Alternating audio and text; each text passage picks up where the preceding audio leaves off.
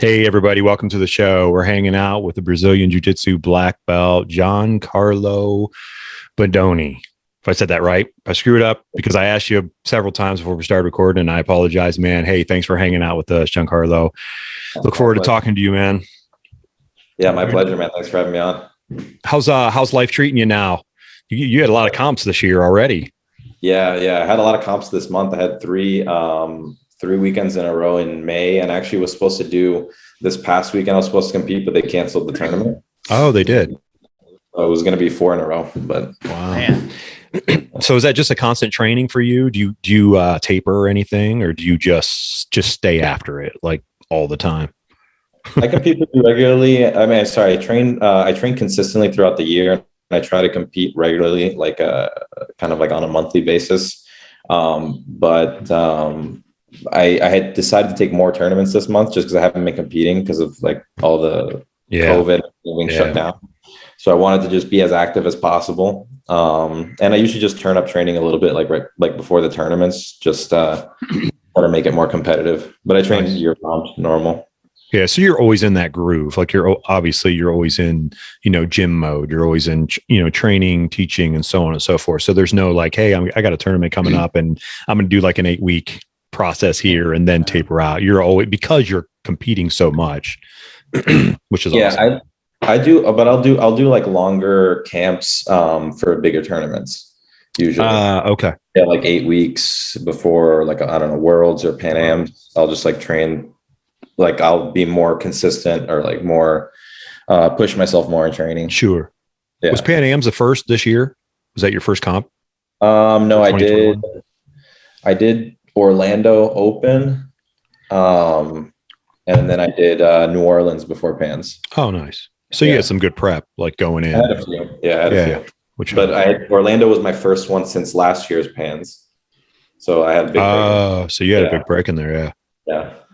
How'd it feel? I mean, did it feel good just to get back out there and get that height of, competition?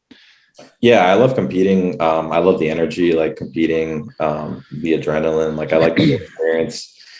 I like testing myself, especially now at black belt. Like I'm excited to like face all the guys that I've been watching and like all these good guys. So it's just cool for me. It's fun for me. I enjoy the experience.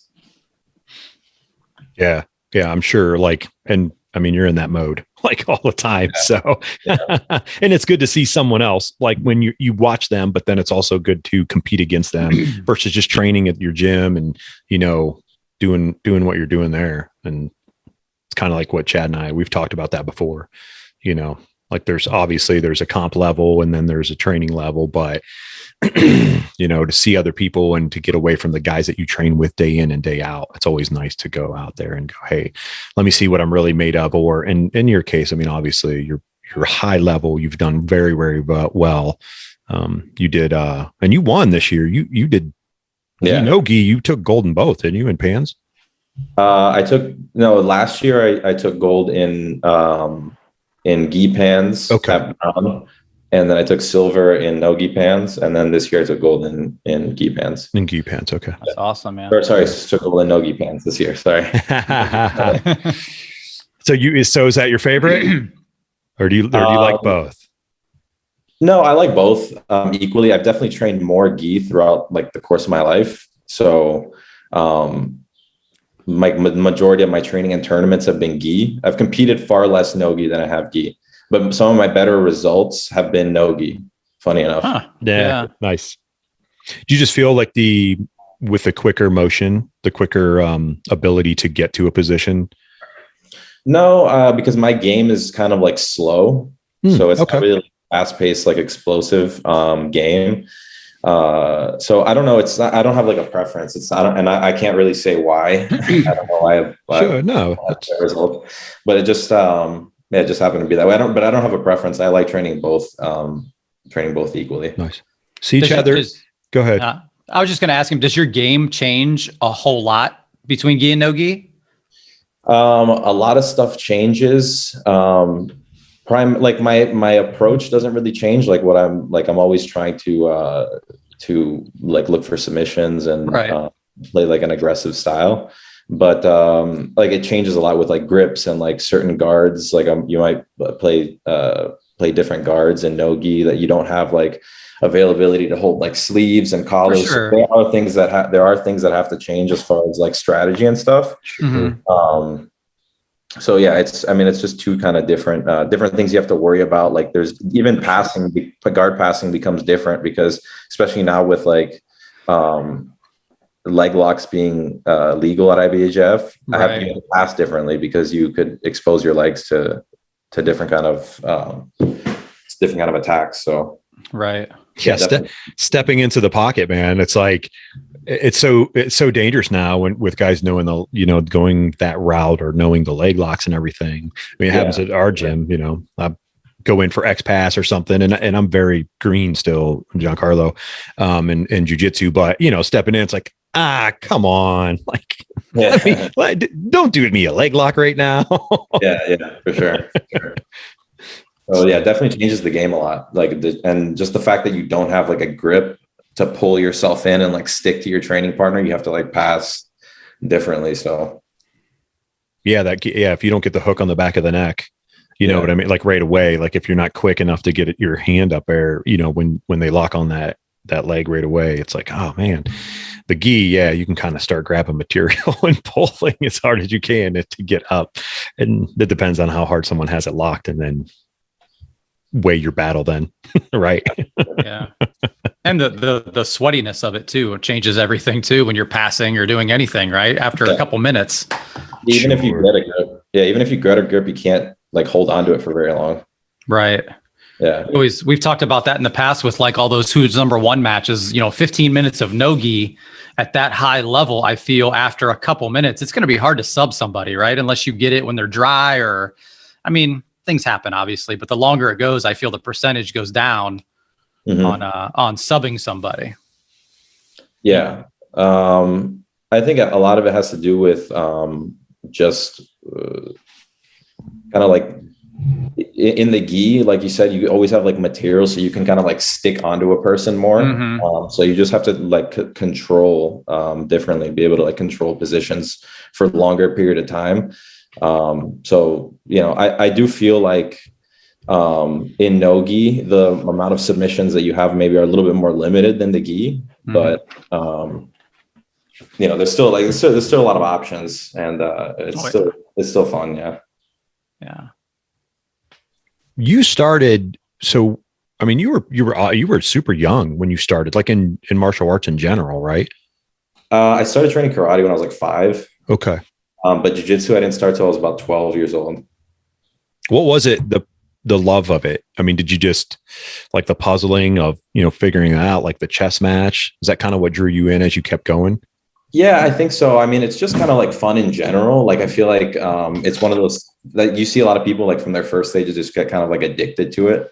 And it's just, I do enjoy the creative process and trying to figure things out and like kind of create new techniques and try new things out. Like that's the fun part of jiu-jitsu for me is that. And I also enjoy the hard like training aspect as well. So I think there's kind of two sides to it. And I just like, I enjoy both. I don't like to just show up to the gym just to like roll hard and like try to like win. But I also don't like to just train like lightly all the time. And so, I think like finding a good balance of both is what makes it fun for me. That's spot on. I mean, it's a perfect answer because it's true. There's not just one aspect that has an attachment for jiu-jitsu. You know what I mean? Like for me too, and I'm older, it was that side of the chess match and that, but then I like to work out. So then it was like, man, I can go get after it. And not every day because I'm older, but there's a time, when you want to walk in that gym and you're like, yo, there's my boys, my friends, whatever, we're going to have at it today and go hard. And then maybe tomorrow we're going to get some really good workout in, but train more, you know what I mean? Like go hard, but not excessive to then where you're moving, parts and stuff like that. That's awesome, man. That's very cool. Yeah, Chad and I talk about that kind of stuff all the time. Yeah. And I came from a karate background too, a long time ago. Like I started in the early 80s, right? When that's all that we had around was karate. But I think that train, like you're right, falling in love with jujitsu and getting to see or to test yourself every day where you couldn't do that in karate. You're not going to, punch somebody in the face or whatever. So I think that just testing yourself every day was the love for me, and learning what you can do. You have an immediate answer in jiu-jitsu. Sure. Whatever you throw out there, you're going to get immediate answer, whether it's good or bad. Yeah. So. Yeah, for sure. And you work, it's like, it's not just the body, it's a mental thing, there's a lot of things involved, and it's interesting. I think that's what makes it addicting, is that there's always something new that you're learning. There's always my game, from when I started to even a couple of years ago, even 6 months ago to now, I do a lot of different things. So you're constantly learning new things and adding to your game. I don't like ever feeling stagnant in training. Right. I always like to change it up. Yeah. And I just said that on a podcast, maybe last week, that I got my black belt 3 years ago. I feel I've learned more and grown more in that 3 years than the previous, whatever it was, 14. So this is my 17th year of jiu-jitsu. So, sure. I think a lot of it is confidence. You're finally getting that rank and you're like, I do deserve this. I am, you're always going to criticize yourself and think you're not good enough. I feel that's just human nature, but, getting that rank from your professor or whatever, kind of solidifies and gives you that confidence. And it just, I think, blew up from there. Yeah. It gives you motivation too. I think. Motivation. Yeah. Yeah. Yeah, I think I became more matter of fact with movements. I wasn't just kind of playing around, and I think it's just all that motivation and confidence, like you said. Mm-hmm. Yeah, for sure, and I agree with that.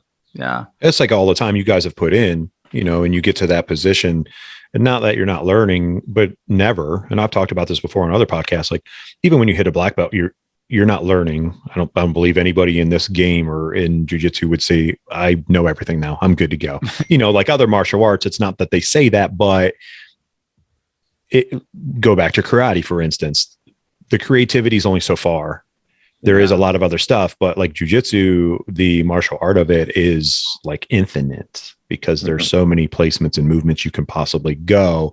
And even at a high level, it's I can continuously learn forever. Not that you can. I'm not trying to, dog those other martial arts, because I love them and I've done all of them.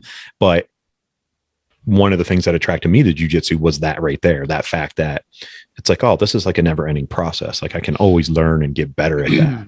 And the more people I talk to, like yourself, Giancarlo, is that's what I'm seeing in my early years or time in being in jiu-jitsu. This is what a lot of high level guys are saying. Hey, you're never going to stop learning, and they're not either. You're not either. You're getting better. You're seeing other stuff. You're getting to compete at a high level. So jiu-jitsu is awesome. It's life. Yeah, and it's addicting. I think it has to do a lot with the fact that jiu-jitsu still, or at least the modern kind of our idea of jiu-jitsu, the modern version of jiu-jitsu is still so young that it's innovating so quickly and growing so quickly. Whereas in other martial arts like karate, there's so many different styles of karate, and there's so many different rule sets, and even something like judo that's more similar to jiu-jitsu has been studied for longer and practiced for longer, more consistently, more worldwide.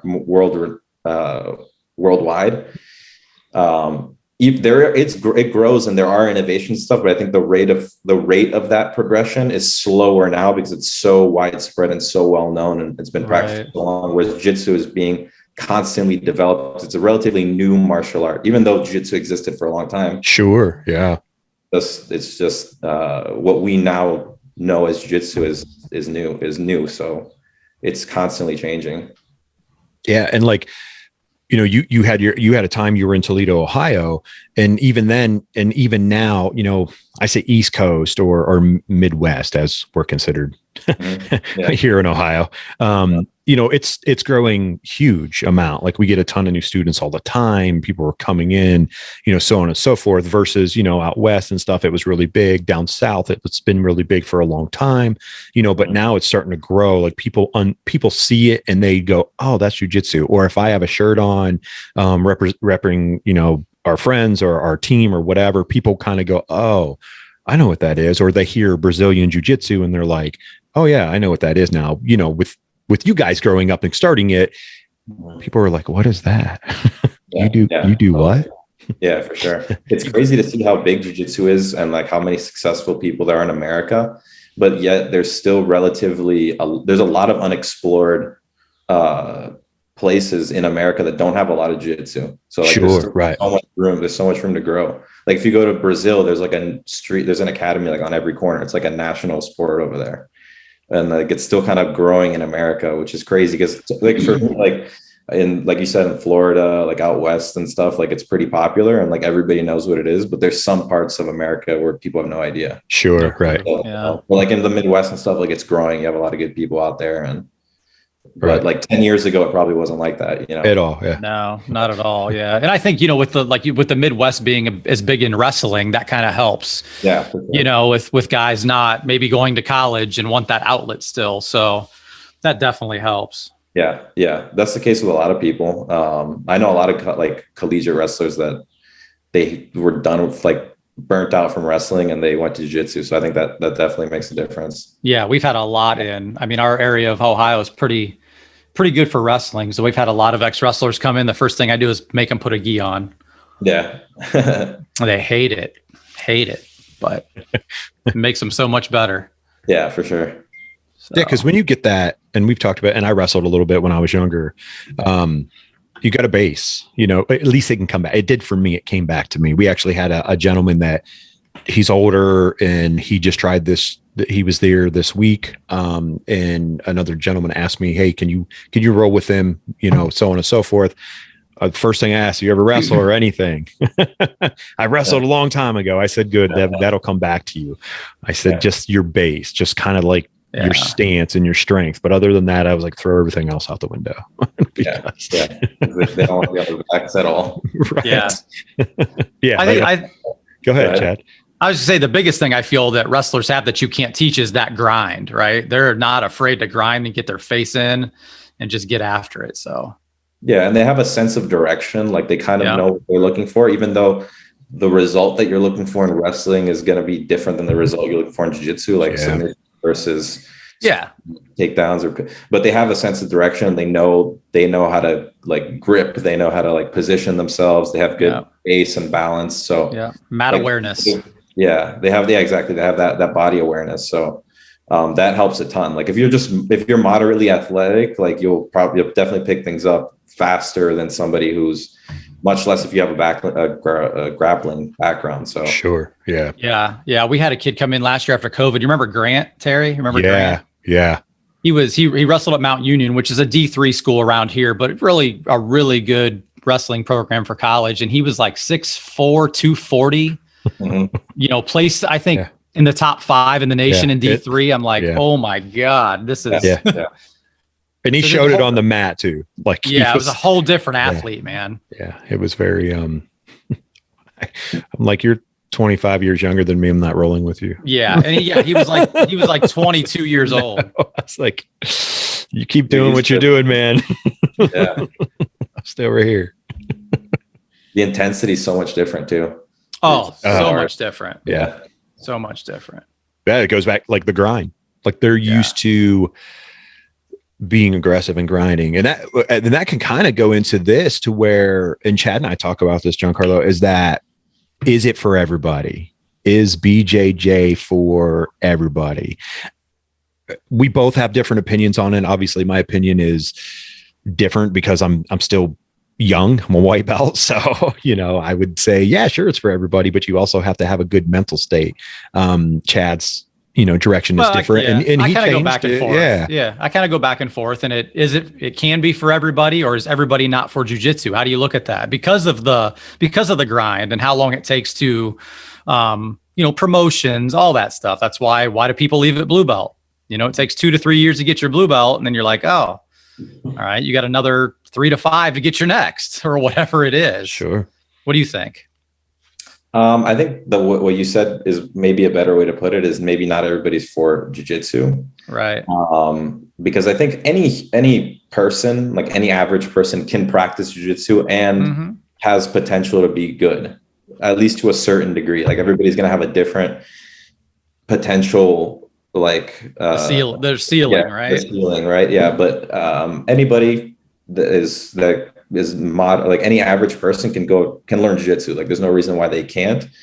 I think people stop for various reasons. Some people, it could be the gym that you go to. Maybe they go to a gym and they feel intimidated and they don't feel like welcome, and then they don't come back, or they come for a few classes and then they stop.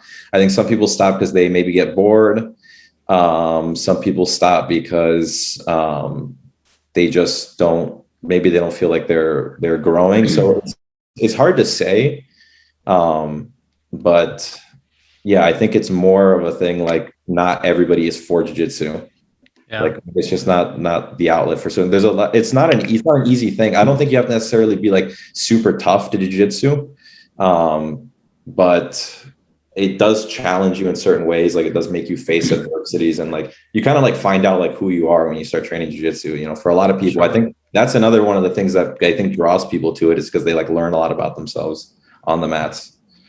So it might be what's also deterring some people. Yeah, that ego, you know, that ego gets checked day one. If you come in thinking you're this and you find out you're not, you know, that's tough for a lot of people. Yeah, and jiu-jitsu, I mean, I think it's really cool. I think if people learn to see like the good thing about jiu-jitsu is like you don't have to be athletic, like you don't have to be super tough, like or strong to be good at jiu-jitsu. I've seen small like average, like at the average guy, like an average accountant that just will become good at jiu-jitsu, and like athletic young competitors will come in and they'll like give them a hard time, and like it'll be like an even roll, you know.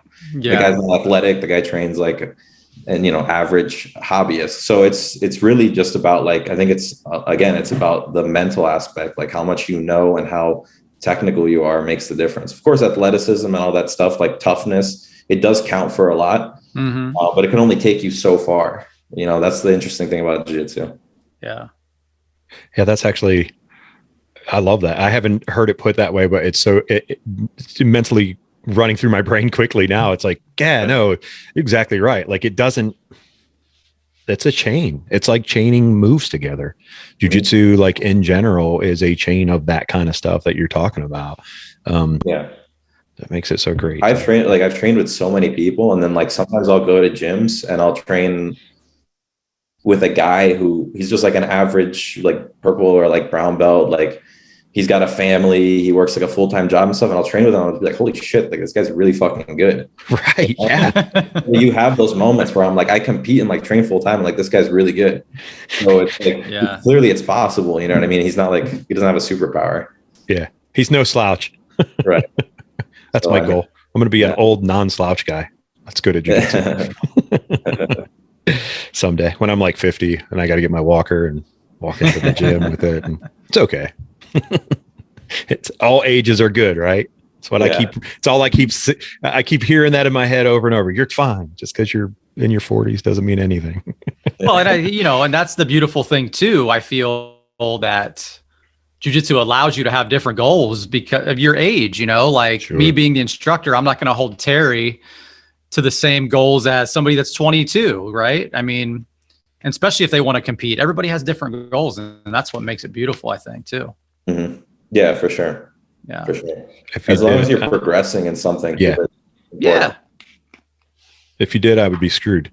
Thank God I can. Thank God I can progress, and I have a mental capacity to like memorize things very quickly, or at least I play the moves over pretty quickly in my head. It's always been something that I can do. So that has helped me tremendously in my short period of time. Like, oh, I remember that roll. Oh, I remember exactly where your hand was. Good. That helps when I'm rolling against young guys like yourself, Giancarlo. And I'm like, hey, you want to roll? I'm like, sure. Sure I do. Or nope, you just started today, you're young, you're 22, no chance.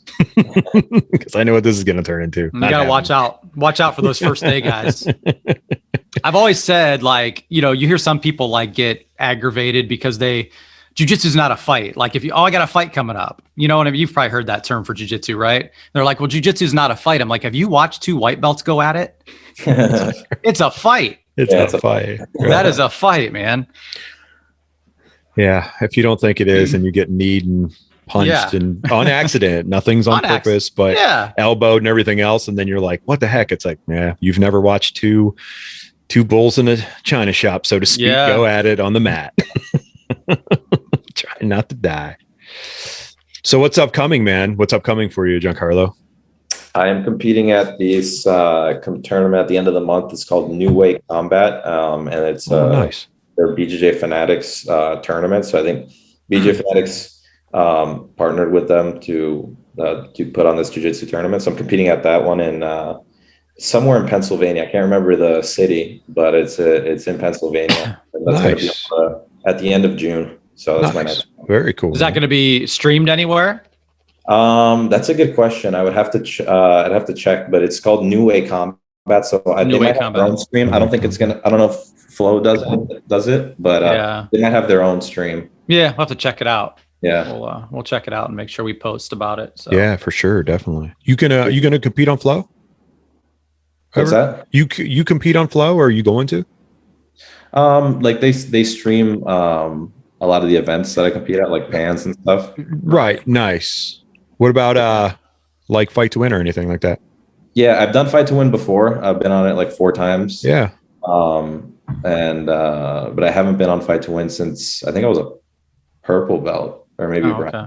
Yeah, it's been a while since I've been on it. Yeah. Who's Number One would be fun too. I'm sure there's some good matchups out there. Yeah. Yeah, no, I'd love to be on a Who's Number One show. That show's been really freaking nice the last couple of events. Yeah, last couple have been really, really awesome. Really, stellar. Really even yeah, I love watching it too. And that's for me on the other side, even being young in it, it's just like can't get enough of that. Just watching, obviously, that it's way ahead of me and where I'm not ever, I won't say ever, but where I'm at currently in my journey. But it's like seeing the stuff and going, yeah, that's the possibility, and that's where you can be. That kind of stuff is great. And, well, you see how big the sport's gotten, like it's growing like crazy. Like these events are like, they look like pro events, Yeah, they do. Yeah. So, the production, all that stuff is really good. You got a match in mind that you would like to? And anyone out there that you'd ever you want to get after it with? Yeah, pretty much anybody all the guys at my weight class that are in the top 10, I would love to compete against, or even around my weight class, like between, like anywhere from like 190 to and up pretty much. Nice. So I look forward to having matches with, I always like to try to get, go to tournaments. I always do like weight in absolute, just try to get as many matches as I can. Sure. And, fight as many good guys as I can, Yeah. How many matches now? Yeah, you do absolute, you do everything. Like how many matches a competition you get? Depends on the tournament, but usually the big ones, it's at least like 8 matches if you get finals of the division. Sure. And the open class. Like I had 7 matches at Pans because I lost in the semis of the open class. So I had 7, but it would have been 8, for the final. Wow, nice. Okay. Is that all in one day? A lot of matches. Yeah. They do that all in one day? Yeah. Wow. I had 5 in my division. So nice. Yeah. Yeah, that's a lot. I talked to I don't know if you know James Klingerman or not, Giancarlo. He's who I'm under. He's been out to Fanatics before to film some stuff. Yeah, I was gonna say I've seen his videos. Yeah. So he did the Indianapolis Open last week and I think he said he had 7 matches and he's master 2 or 3. And he's like, man, that's the most I've had in one day in 15 years. That's a lot for masters, especially too. Yeah. So he's a good guy. So I kind of got connected from James to our mutual friend, Dan McCarthy, right? Yep. Yeah. So, Dan, and I've never met him in person yet. We chat, we text. His son went to college with one of my students. Yeah. So that whole connection there, but Dan's a great guy from what I've talked to him. I can't wait to train with him someday. Yeah, his son was actually he was in training today at the noon class, Nick. And Dan trains all the time. Dan's awesome. He actually teaches once a week at Bernardo School too. Okay, cool. Oh, and nice. Dan, he's mid 50s, early 50s. I'm not sure. I think. Honestly, he's like mid 50s. I don't know his exact age, but yeah, me neither. Right. And that dude's always trained. He'll send me videos from his basement, like, check this out. What do you think? Whenever he's not in class, he's always training, like in his basement, sending me videos. He's always doing something. Absolutely, he's a cool dude. He literally trained for Orlando Open for like 3 months with a fully broken hand. His hand was like twice the size. It was like that big. He couldn't grip. It was all like fucked up. And he had to like turn his thumb and like grip like inside the thumb with like just like, and he started getting elbow problems because he was training so hard with his hand being broken. And he's still training now. He's crazy. And I watched his match from Orlando Open and he was in it. I mean, yeah, with a broken hand. He lost. I don't know how he lost. Advantage, maybe a couple points, but yeah, it was points, I think. Yeah, he looked really good. Yeah, no, he's super tough. He's super tough. That's wild. He's the guy that I'm going to bring him into the gym sometime, and I'm going to put a white belt on him and have him troll everybody. Just show up, be like, we got a new white belt. Yeah. Nobody knows what he looks like, so I'm safe. Yeah, he's actually deceptively strong too. I've heard that. Like that, yeah. He's pretty strong too. Yeah. Old man strength. Yeah, exactly. A while back, we did a seminar, and Andrew Wiltsey was in the gym, and I rolled with him, and that's the first thing he told me afterwards. He was like, "Man, you have old man strength." I was like, "Thanks." I'm still waiting on mine to come in. I'll be 46 this year. I don't know when it comes, but I think I traded mine for flexibility. Yes. Which I'll take. I'm good with that. Yeah. I'm not bending my head or my legs behind my head like Chad is. Every time I roll with him, I'm like, come on, man. You hit De La Riva on me this week when we were rolling. And I was thinking about this last night, and his leg was so tight, and it was like an octopus. It was wrapped all the way around my leg. It was like the deepest De La Riva I've ever had on me. And I was like to shoot that deep De La Riva hook through. I looked down and I'm like, wait a minute. That's like, it's a super strong. I was like, wait, his whole leg is wrapped all the way around my leg. I was like, well, okay. Just move along here. I got to use what I got. I'm 6'1" and 150 pounds. So I got to use what I have. You got to adapt it. Just good. Adapt your body. Yeah. Cause I'm 6'1", 215 to 220. So it's a big difference. So Chad's like, yeah, let me wrap my legs around you. And then he sweeps me. And then I'm like, son of a, oh, well, it's the learning curve, right? I'm getting better. Yeah. I'm not quitting. That's not me. I'm a grinder. I like the pain and the suffering of jiu-jitsu. Nothing wrong with that, right? No, not at all. Not at all. So I got to ask you this, Giancarlo. What's your legacy, brother? Like, what do you want jiu-jitsu to be for you and your legacy? I ask this to everybody. It's important. I think people understand, like, because you've been in it a very long time. You've been around a lot of great people that have taught you this great art. You've got to travel a ton. You've met a ton of great people, even to allude back to like you and Chad, just speaking of connections and knowing, we've talked about the community being very small, so to speak, and jiu-jitsu brothers and sisters and people, coaches, whatever, we all care about each other. We'll help each other. Like, what do you want your legacy to be in jiu-jitsu? That's an interesting question. Like, at the end of like my competitively, or at the end of my like, you'd say either. Yeah, I mean, I think for my own personal goals, I just want to be able to max out as much as I possibly can my knowledge and like understanding of jiu-jitsu, just because I love it so much, and I want to be able to teach it for the rest of my life. So I want to be able to help people get good at jiu-jitsu, whether their goals are competitive or not, and just be able to make them understand it and help it just be a good tool for their life. I think it's not just like jiu-jitsu is really good for people in so many different ways, but it's also a very practical thing to actually know. So if you can like know, sure. So I think it's just helpful and beneficial overall. So I want to max out my own potential with jiu-jitsu, both competitively and, my knowledge and like understanding of it. And I want to be able to spread it to other people, as many people as I can. Nice. Yeah. That's legit, man. And that's what it's all about. That's what it's all about. I mean, you're teaching now. How often are you teaching now? I mean, you teach a lot, don't you? Every day. That's what I thought. Mm-hmm. And are you teaching a couple classes a day? Do you teach kids and adults, or just I just teach adults now. I used to teach kids, but I just teach adults now. Yeah, nice. I teach like, anywhere between like 3 to like 6 classes a day, depending on how many like. Wow. Wow. Yeah.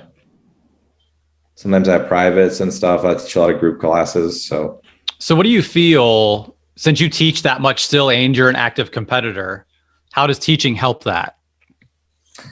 So teaching helped me a lot to be able to understand my own game, and then also just help me expand my knowledge and in general, because I had to help people in the gym that had specific problems like this. Right. Like this guy has a problem escaping side control. Like I have to be able to like know how to explain to him how to fix that problem or whatever it is. So I think teaching helps your overall like knowledge of jiu-jitsu, helps you know your own game. Because when I first started teaching, I was pretty much just teaching what I always do. Right. That's how I think everybody starts. It's like, this is your game, and then I'm just going to show you what I do. And then as time goes on, you practice things, you start to get creative and start to innovate, and then you start to train with your students, and then you start to have to fix their games and fix holes in their jiu-jitsu. So I think it just helps you. Teaching has helped me understand jiu-jitsu better, and then be able to articulate it better and teach it to people. Yeah. Which just makes your jiu-jitsu better, just makes it your jiu-jitsu wider and right. So. Yeah, I think it helped. Yeah. Teaching helped. So I've been, we talked about not a lot of places knowing jiu-jitsu, right, in the world. When I started in 2004 in Canton, there was nothing, right? I mean, I started, it was no gi once a week, and we finally added a gi class. I was teaching the two times a week at a 2-stripe white belt. I was teaching classes. So I had to teach only thing I knew, right? And it just became repetitive, and it helped my knowledge get better, even though I wasn't the one being taught at the time. But thank goodness for YouTube and a couple close friends, Yeah, for sure. It helped me get better. And teaching's a skill, like in and of itself. Like that's one thing that people neglect sometimes, is that not everybody's going to be a good teacher. So like if you want to be a good teacher, you have to actually invest time into learning how to teach. Yeah, 100%. So that it takes a lot of energy out of people, because you're actively trying to be better for your students. You know what I mean? Yeah, it's tough sometimes. Yeah, you talked about not teaching the kids class. I haven't taught kids class for a while, and I had to fill in the other day, and Terry was my assistant. I'm like, man, I forgot how hard it was to teach a 4-year-old to shrimp crawl, right? That's the thing, it's a skill. So if you don't practice it, like you kind of lose it. Yeah. That's crazy. So it makes, and you guys both teach, a lot, and that's what makes guys like you great coaches and great at jiu-jitsu, because it fulfills both. And we talked about this weeks ago. If you take it to other sports, there's guys that can't do that. There could be great guys on the court, in the field, in whatever sport you're playing on or in, and then they can't transition to coaching, or vice versa. There's an average, or there's a good person, in those other sports, but then they're great coaches.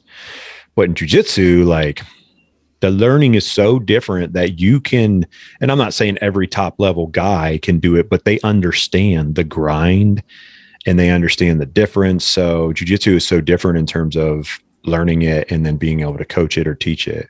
Like Chad, you said, like the other day, you're like, man, I haven't done this for a while. Well, you haven't touched a 4-year-old. I mean, I act like a 4-year-old, so you teach me all the time, but hey, but it's like being able to take, and you're taking people who are high level or, purple belts or under, and they're learning something new in your classes. And you're also all the way down to a white belt, and you're teaching, one move or whatever. But so you're going around, and Giancarlo, like you said, you're articulating like each thing, what they're doing. So you mentally are processing that, and you've done it. You guys have done that at a high level and done things. So that's how I look at it from a coaching standpoint. Like for me, I've coached a lot of sports in my life, and I was an average athlete in everything that I've done. And everyone's always like, oh man, you are a really good coach. I keep myself humble and everything like that. But I wasn't great at sports. Like I wasn't like a top athlete. So I still think that there's something to that with jujitsu. Like it just changes you. It just mentally makes you think differently, you know, from a coaching standpoint and a, you know, Giancarlo, you're a prime example, brother. I mean, you compete and win at a high level, and then you can teach people your knowledge. So that really goes hand in hand with like your legacy. Like people are going to sit back and go, wow, he was awesome. And he taught me so much. He passed torch on to me. He, you know, like this, like I'll remember this moment of hanging out with you. It's like, yeah, he was awesome. We hung out and we talked jujitsu, and he's a high competitor, and he was like willing to say, hey, this is like my knowledge and stuff. So it's like passing it on, like passing the torch on to people. It's sweet. Yeah. It's good stuff, man. No, for sure. For sure. And I think like, going back, like when to, like before teaching, like when I was just training, and I wasn't teaching, I always wanted to teach, you know, I always knew that I wanted to teach, but I never really had, I taught here and there, but like I never had the opportunity to be a full-time teacher at that point. So when I was just training and like working on myself or thinking about like tournaments and like trying to win tournaments and stuff like that, you kind of, everything's kind of like on feel. You know, like I almost like you kind of like feel positions out and stuff, but I wasn't like actively thinking all the time, if that makes sense. Mm-hmm. Like I knew how my body was supposed to feel in like certain positions, and then I would kind of like improvise if like something went wrong. But like when I started teaching, I think that started teaching and trying to make, you know, help other people, it like had the effect to where it made me understand what was happening a lot more. So in turn, it just made my jiu-jitsu, like my results better, both in training and like in competition. So it works both ways. Both ways. Like yeah. Focused on, exactly. If you're investing in like trying to help other people and like trying to make their jiu-jitsu better, like in turn, it just makes yours better. That's awesome. It's absolutely, it's a great circle. Again, that's why jiu-jitsu is so awesome, because it can really mold you into that particular person all the way around, you know, for both sides. And that's in everyday life too, you know, because you can implement what you've learned, the way you carry yourself and the way you talk to other people and the way you handle yourself in situations and stuff like that, whether it's conversation or whatever have you, you know. That's really good. That's cool stuff, man. Very good. Cool. We won't keep you much longer, man. Go ahead, Chad. I was just going to say with teaching, I've always, you know, surrounding yourself with people better than you and really, you know, like James Klingerman, he's a great instructor, and being around him, I think, has made me a better instructor. And guys like, I've been around Christian Woodsmansey a lot. That dude can teach. He's really, you know, the way he articulates things, I take that stuff from him. You coming up under Lucas Lepri, that had to be amazing to watch that guy teach. And arguably one of the best competitors of all time, probably the best guard passer of all time, right? Mm-hmm. I mean, yeah, for sure. I brought him up for a seminar years ago from one of our charity seminars, and he was awesome. Yeah, he's a good dude. Yeah, he's a good dude. He's a really good teacher too. And yeah, I learned a lot watching him compete, like kind of like at his prime, you know what I mean? So yeah, learned a lot from him. Yeah, what, 5-time world champion at black belt, something like that. He was 5 or 6, 6-time. Yeah. Yeah, wow. Who's counting? 5, 6. Is that something you do after you win one and you're like, I won one, I'm not counting anymore? Or do you? No, you count. I'm sure you count. I'm just kidding. Just joking. That's cool. Yeah. So what school are you coaching out of now, Giancarlo? Right now I teach out of Bernardo Farias Academy in Bedford, Massachusetts. Oh, nice. Cool. Yeah. Which is that the Fanatics headquarters too? Is that the same place? No, it's no. Occasionally, like they'll some people will use the gym on like when it's closed or like on weekends and stuff to film. Gotcha. If necessary, but they have their own like studio. Okay, gotcha. Okay. Is Bernardo always happy? Yes. Yeah. He seems like he is always happy. Yeah, he's a super happy guy. Super nice guy. Yeah. Always wondered that too. Yeah, I've never had the chance to meet him, but he just seems so happy. And yeah. He's a great dude.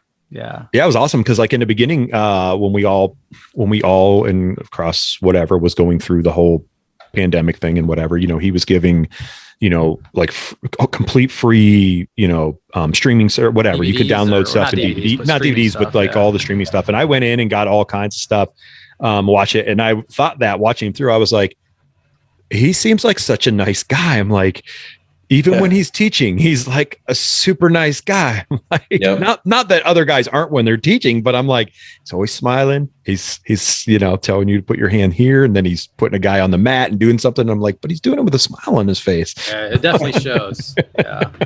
He either really loves this or he's a really nice guy or both. All of it. Yeah, all of it. All the above. That's awesome, man. Yeah, no, he's awesome. He's hilarious too. And you're still filming a lot there, aren't you? You are. Yep. Yeah, I'm filming, currently filming and working on finishing up another instructional, and I'll occasionally will help out with some filming and stuff for other people. Nice. Very cool. You got some new tricks that you're about to send out there for all the masses to get down? So right now I'm working on a guard passing video. It's going to be like fundamentals. So I've been wanting to launch some fundamentals courses. Nice. For people, just because I think it's super important to work on it. And so I'm working right on the guard passing one. I have an open guard one, and now I'm working on guard passing. Nice. So that's going to be the next one.